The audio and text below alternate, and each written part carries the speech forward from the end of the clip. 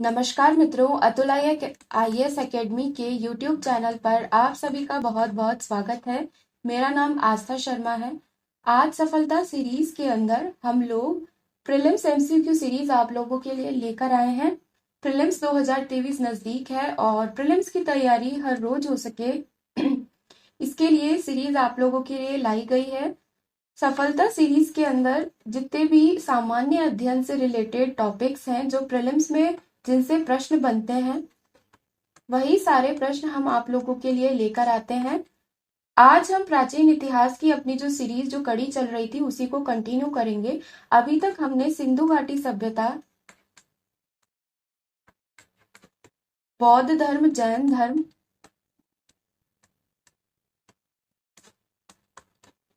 और मौर्य काल के बारे में जाना। इन सारे लेक्चर्स के वीडियोस आपको हमारे चैनल की सफलता सीरीज प्लेलिस्ट में मिल जाएंगे। आज हम बात करने वाले हैं मौर्योत्तर काल की। ठीक है, मौर्योत्तर काल मौर्य काल के बाद में आया था।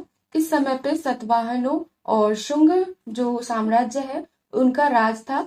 तो वहां पर जो भी घटनाएं घटी, वहां से कैसे क्वेश्चन कैसे प्रश्न प्रीलिम्स में बन सकते हैं, तो उसी से रिलेटेड 5 एमसीक्यू प्रश्न यहाँ पर आप लोगों के लिए इस सीरीज में लाए गए हैं। चलिए पहले प्रश्न से स्टार्ट करते हैं।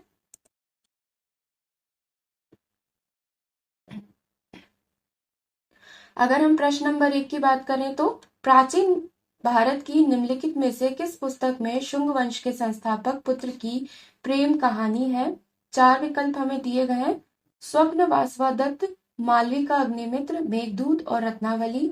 यहाँ पे हमें 4 पुस्तकों के नाम दिए हैं और पूछा है कि शुंग वंश के जो संस्थापक थे पुष्यमित्र शुंग, उनके पुत्र की प्रेम कहानी किस पुस्तक में है? तो यहाँ पर हमारा सही उत्तर है मालविका अग्निमित्र, जो कालिदास जी ने लिखी थी, जो बहुत ही बड़े इतिहास के बहुत ही बड़े जो है लेखक हैं। चलिए इसकी व्याख्या की ओर बढ़ते हैं और मालविका अग्निमित्र के बारे में और जानते हैं। मालविका अग्निमित्र कालिदास द्वारा 6ठी शताब्दी ईस्वी में लिखा गया एक संस्कृत नाटक है। ये विदिशा के शुंग सम्राट राजा अग्निमित्र की प्रेम कहानी का वर्णन करता है। ये शुंग वंश के संस्थापक पुष्यमित्र शुंग के पुत्र थे। कालिदास सबसे प्रतिष्ठित नाटककार हैं और उन्होंने प्रेम की रस को उसकी सभी संभावित अभिव्यक्तियों में माना है। तो ये हमें कालिदास के बारे में बताया कि बहुत ही प्रतिष्ठित नाटककार हैं और उन्होंने प्रेम के रस को बताया है। उसके अलावा पुष्यमित्र शुंग थे, उनके पुत्र अग्निमित्र की प्रेम कहानी का वर्णन मालविका अग्निमित्र द्वारा में संस्कृत नाटक में किया गया है। चलिए प्रश्न नंबर 2 की ओर बढ़ते हैं। सातवाहन के शासनकाल के दौरान प्रशासन के संबंध में निम्नलिखित कथनों पर विचार करें। अगर किसी भी राज्य का या किसी भी राजा का या फिर किसी भी साम्राज्य का शासन जब होता है तो उनके शासनकाल के दौरान कैसी व्यवस्थाएं थी, जैसे प्रशासन या फिर आर्थिक या फिर कला एवं संस्कृति या फिर धर्म कौन सा माना जाता था। तो ये जितने भी डायमेंशंस होते हैं इन पे क्वेश्चंस आते ही है, क्योंकि ये एक जैसे कोई राज्य था या कोई वंश था, जैसे सातवाहन वंश है, तो इनके दौरान प्रशासन में क्या क्या बातें होती थी, कैसा प्रशासन था, वो गुप्त काल से कैसे अलग था, मौर्य काल से कैसे अलग था। तो ऐसी कंपैरेटिव वाली जो क्वेश्चंस है वो आते रहते हैं, इसलिए यहाँ पर ये प्रश्न यहाँ पर लाया गया है। अगर हम इसके पहले कथन की बात करें तो सातवाहन शासन के दौरान अमात्य और महामात्र जिला अधिकारी थे, जिन्हें आहारा कहा जाता था। सातवाहन शासनकाल के दौरान राजा को धर्म का रक्षक माना जाता था। गौलमिका ने ग्रामीण क्षेत्रों, कटक और स्कंदवार सैन्य शिविरों को प्रशासित किया। यहाँ पे हमसे पूछा है कि कौन से कथन सही हैं। हमारे तीनों ही कथन बिल्कुल सही हैं, इसलिए हमारा सही उत्तर हुआ विकल्प डी। चलिए इसकी व्याख्या की ओर बढ़ते हैं और देखते हैं कि सातवाहन के शासनकाल के दौरान प्रशासन कैसा था। यहाँ पे हमने 3 बातें तो जान ही ली है, बाकी की भी देखते हैं। एक तो अमात्य और महामात्र जो थे वो जिला अधिकारी थे, जिन्हें आहारा कहा जाता था। ठीक है, अभी ये जो टर्म्स वाले जो क्वेश्चंस है ना, शब्द वाले क्वेश्चंस की मध्यकालीन या प्राचीन भारत के वंशों के दौरान किसको क्या कहा जाता था। जैसे जिला अधिकारी थे तो उन्हें अमात्य और महामात्र बोला गया। तो आपसे पूछ लेंगे कि अमात्य और महामात्र जो शब्द है ये कहाँ पर उपयुक्त हुए थे, तो आपको याद होना चाहिए कि ये सातवाहन वंश में प्रशासन के संबंध में उपयुक्त उपयोग हुए थे। तो इस प्रकार के प्रश्न अभी प्रीलिम्स में बहुत ज्यादा पूछे जा रहे हैं, तो इनको आप जरूर ध्यान रखें। राजाओं ने ब्राह्मणों और प्रशासनिक अधिकारियों के पक्ष में भूमि दान की, जो समय के साथ बहुत शक्तिशाली हो गए और सामंतवाद के उदय का कारण बने। गौलमिका ने ग्रामीण क्षेत्रों कटक और स्कंदवारा सैन्य शिविरों को प्रशासित किया। सातवाहन के शासनकाल के दौरान राजा को धर्म का रक्षक माना जाता था।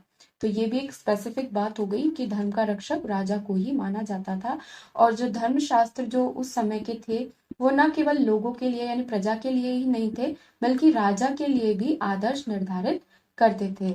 और एक बहुत इंपॉर्टेंट बात क्या निकल कर आई कि ब्राह्मणों को जो भूमि दान की थी वो इतनी कर दी कि वो समय के साथ बहुत शक्तिशाली हो गए और सामंतवाद के उदय का कारण बने। गौलमिका क्या था, ग्रामीण क्षेत्रों में प्रशासन देखते थे और कटक और स्कंदवारा सैन्य शिविरों को प्रशासित करते थे। हमारे प्रश्न नंबर 3 की ओर बढ़ते हैं।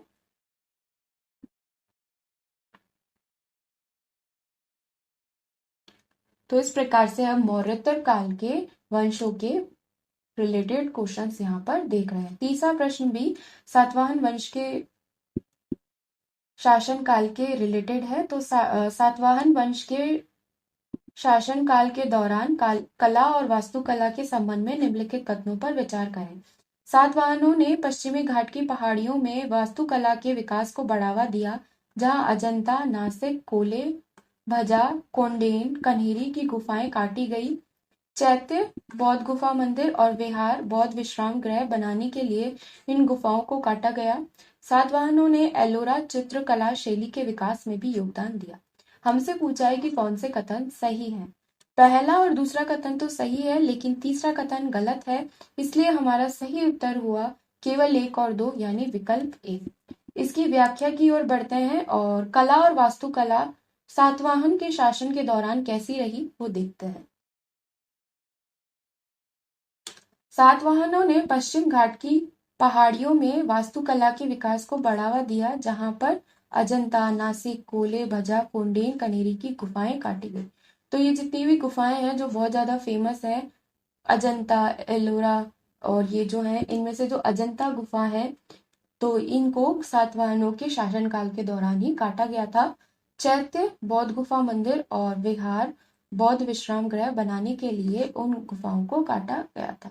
तो चैत्य और विहार जो होते हैं बौद्ध धर्म में जो हमने पढ़े थे, तो चैत्य तो होते हैं बौद्ध गुफा मंदिर और विहार जहाँ पे ये विश्राम करते हैं, तो इनको सातवाहन के शासनकाल के दौरान ही काटा गया था। कोले चैत्य सबसे बड़ा गुफा मंदिर है। नागार्जुन कोंडा और अमरावती व्यापार और कला के महत्वपूर्ण केंद्र थे। स्तूपों का निर्माण यहाँ किया गया था। सफेद संगमरमर का उपयोग भी पहली बार किया गया था। सातवाहनों ने चित्रकला के अजंता स्कूल के विकास में भी योगदान दिया, जो सुंदर रंग संयोजन, चित्र भावनाओं की अभिव्यक्ति और आध्यात्मिकता के लिए जाना जाता है। तो यहाँ पर प्रश्न में एल्लोरा था, जबकि सही उत्तर में अजंता है, यानी सातवाहन जो थे उन्होंने अजंता स्कूल की चित्रकला में योगदान दिया, ना कि एलोरा में। तो इसलिए हमारा कथन 3 जो है वो गलत हो गया था। बुद्ध का जो संपूर्ण जीवन है वो चित्र शैली सप्तशती है, वो अजंता गुफाओं में दिखाया गया है। चलिए हमारे प्रश्न नंबर 4 की ओर बढ़ते हैं। प्रश्न नंबर 4 भी सातवाहन वंश से रिलेटेड है। सातवाहन के शासनकाल के दौरान अर्थव्यवस्था के संबंध में निम्नलिखित कथनों पर विचार करें। किसी वंश में अर्थव्यवस्था कैसी थी या कैसा वहां का सेटअप था, कैसी व्यवस्था थी, जो भी इकोनॉमी से रिलेटेड है वो क्वेश्चन भी बहुत ज्यादा इंपॉर्टेंट हो जाता है।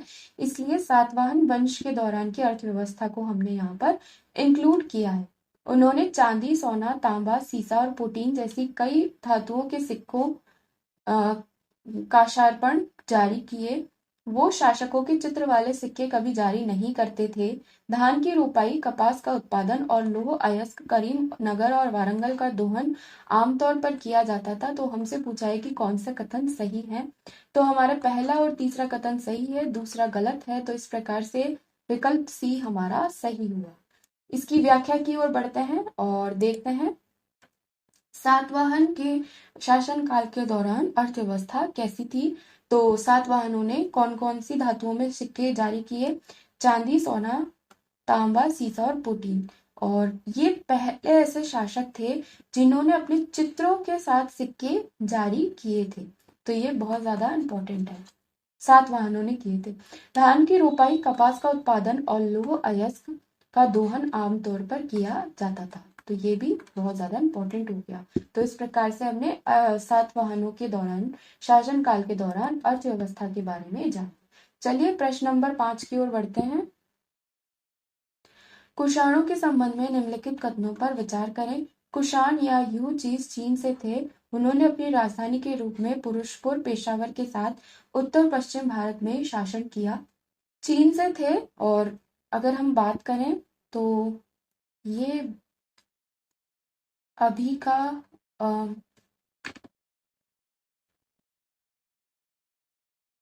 भारत है, यहाँ पर पाकिस्तान है, यहाँ पर चीन है। अगर हम बात करें एक रफ डायग्राम की, तो ये चीन से भारत की ओर आए थे और इस प्रकार से आए थे। यहाँ पर बहुत ज्यादा हिमालय और हिंदुकुश पर्वत है, तो आना बहुत मुश्किल हो जाता है, यहाँ से अटैक करना। तो ये लोग ऐसे घूम कर आते थे। तो यहाँ पर जब इन्होंने एंट्री ली, तो यहाँ पर पेशावर, अगर आपने नाम सुना हो, जो पुरुषपुर के नाम से तब जाना जाता था, तो जो पेशावर था पाकिस्तान का, वहां पर इनकी राजधानी थी। ठीक है।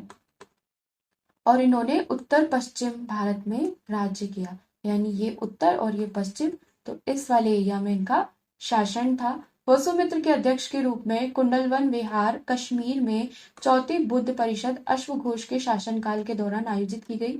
तो कश्मीर भी नॉर्थ में, ये यहीं उत्तर में है। तो यहाँ पर जो बौद्ध सभा हुई थी, बुद्ध परिषद की जो मीटिंग हुई थी, वो भी तभी आयोजित की गई थी। उन्होंने सोने के मानक सिक्के जारी किए। अब यहाँ पे पूछा है कौन सा कथन सही नहीं है। तो यहाँ पे हमारा तीसरा कथन गलत है, तो सही उत्तर हुआ केवल 3, यानी विकल्प सी। चलिए इसकी व्याख्या की ओर बढ़ते हैं और कुषाणों के बारे में ज्यादा जानते हैं। एरिया वाइज हमने देख लिया कि उत्तर पश्चिम में राज्य किया था, पेशेवर पुरुषपुर इनकी राजधानी थी।